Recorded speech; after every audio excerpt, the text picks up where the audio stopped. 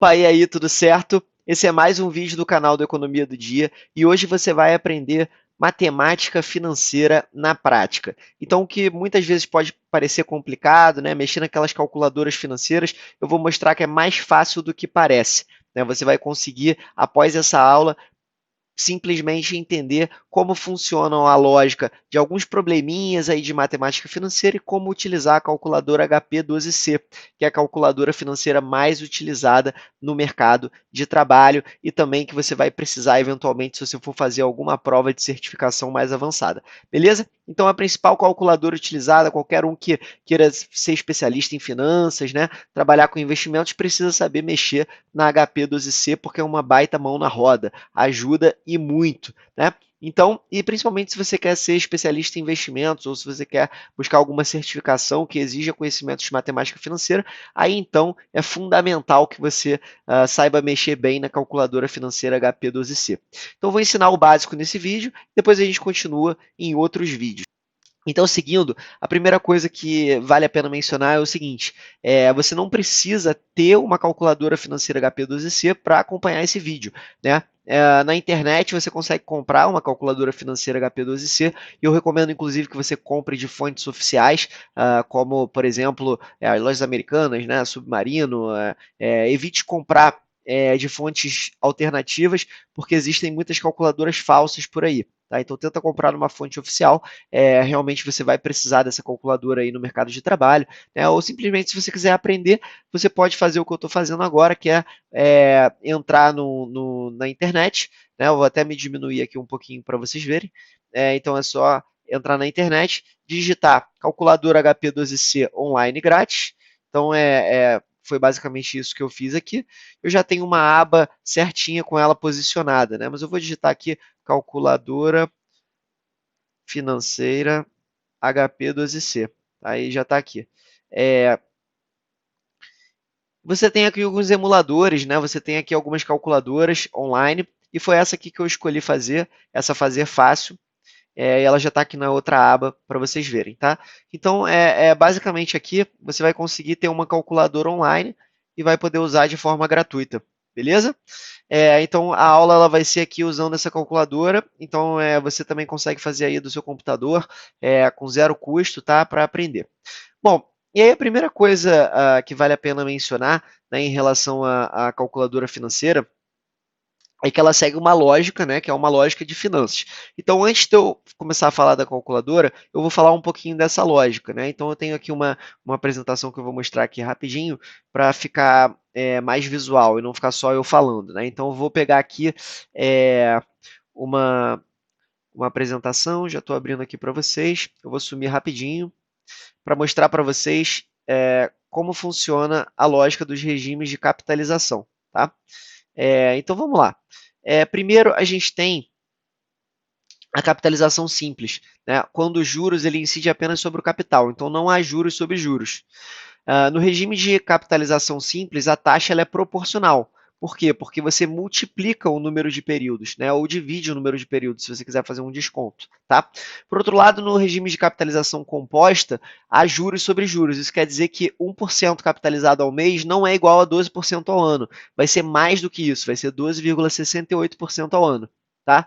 E aí você precisa dessa fórmula, né, para achar o valor futuro. Você precisa calcular o valor futuro a partir do valor presente, considerando aí uma taxa de juros ou taxa de desconto e um número de períodos de capitalização que entra como uma potência nessa fórmula, beleza? E tem uns exemplos aqui embaixo que eu vou fazer justamente na HP para mostrar para vocês, ok? Então, isso aí é uma revisão rápida só para lembrar o que é capitalização simples, o que é capitalização composta. Bom, então eu já vou tirar aqui essa apresentação e vou voltar aqui para a tela e vou mostrar para você como é que funciona a HP. Bom, então, diferentemente das outras calculadoras, né, a HP você vai utilizar muito a tecla Enter para conseguir formular, fazer suas contas e etc. Tá? Então, por exemplo, digamos que eu quisesse fazer uma simples adição, tá? Se eu quisesse somar 10 mais 10. Tá? Então, o que eu vou fazer? Eu vou clicar em 10, Enter, 10, mais. Repara que não tem um sinal de igual, né? Não tem um sinal de igual aqui. Eu estou usando o Enter e estou usando os operadores. tá? E aí como é que eu zero essa brincadeira? Como é que eu volto o visor para mostrar aqui os zeros como se eu fosse começar de novo aqui a operação? Eu vou clicar em F e eu vou clicar nesse botãozinho aqui, CLX, né? Só que quando eu estou clicando no F, repara que o F tem a cor laranja. Então quer dizer que eu estou usando essas funções aqui que também estão em laranja. Então quando eu clico em F e aperto nesse CLX, na verdade eu estou usando essa função reg. E aí eu zero o meu visor, tá? Na calculadora. Beleza? Então agora vamos fazer outra conta, só para fixar.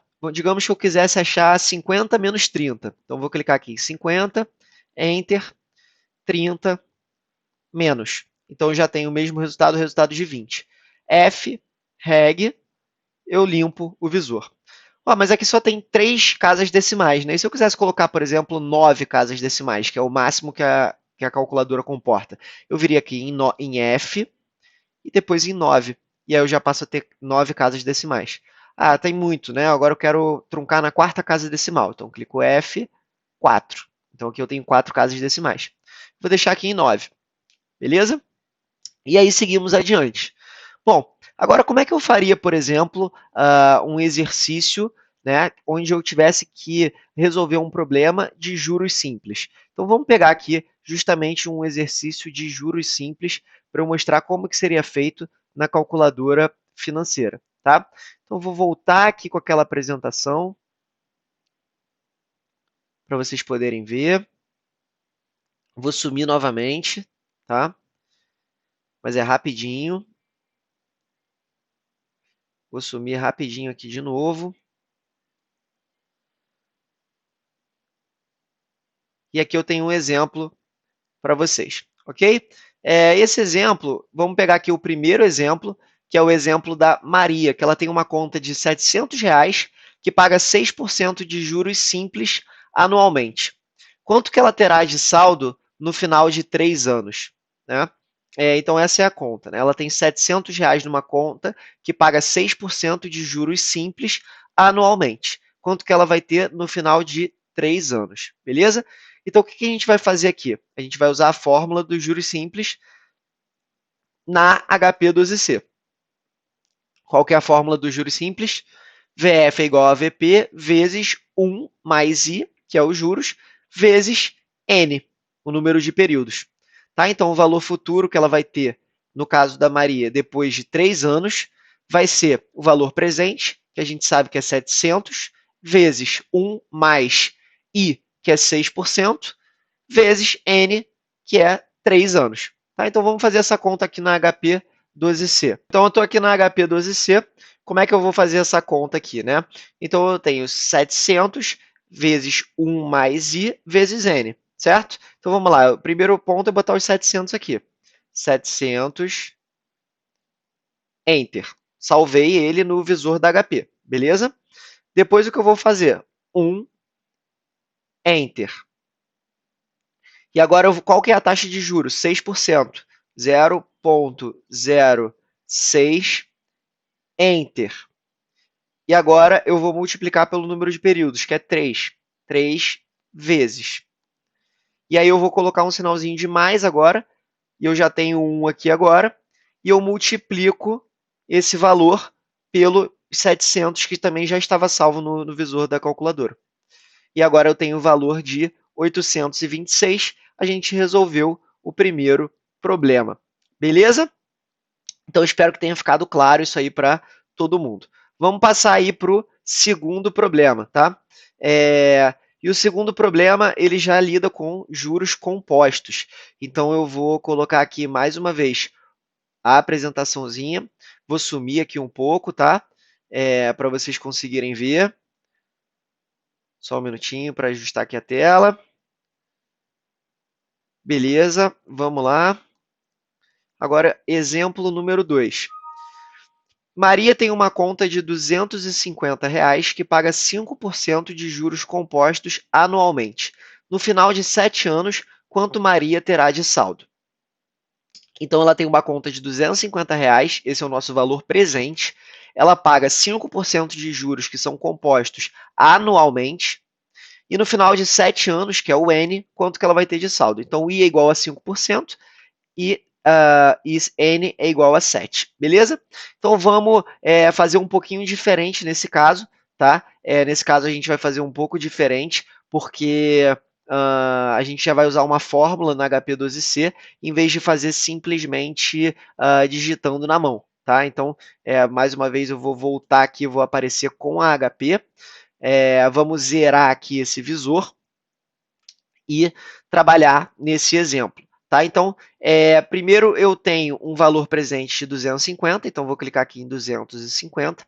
E aí tem um pulo do gato que é o seguinte, eu tenho que mudar o sinal desse valor presente, porque é um valor que já foi dado, né? É um valor que você já tem no momento inicial. Então, eu vou clicar aqui em CHS, na calculadora, para conseguir para conseguir alterar o sinal desse valor que está no meu visor, beleza? E agora eu vou clicar em PV, aqui do lado, de Present Value, ou valor presente. O que eu tenho mais? Eu tenho o I, que é a taxa de juros, então eu vou colocar aqui 5I, e eu tenho também o número de períodos, que é 7. Eu vou colocar aqui 7N. Então, o que está faltando eu escolher? Está faltando eu escolher o valor futuro, que é o FV. Então, eu vou clicar aqui em FV, e ele vai me dar o valor final, que é esse valor de 351,775. Então, temos mais um problema resolvido.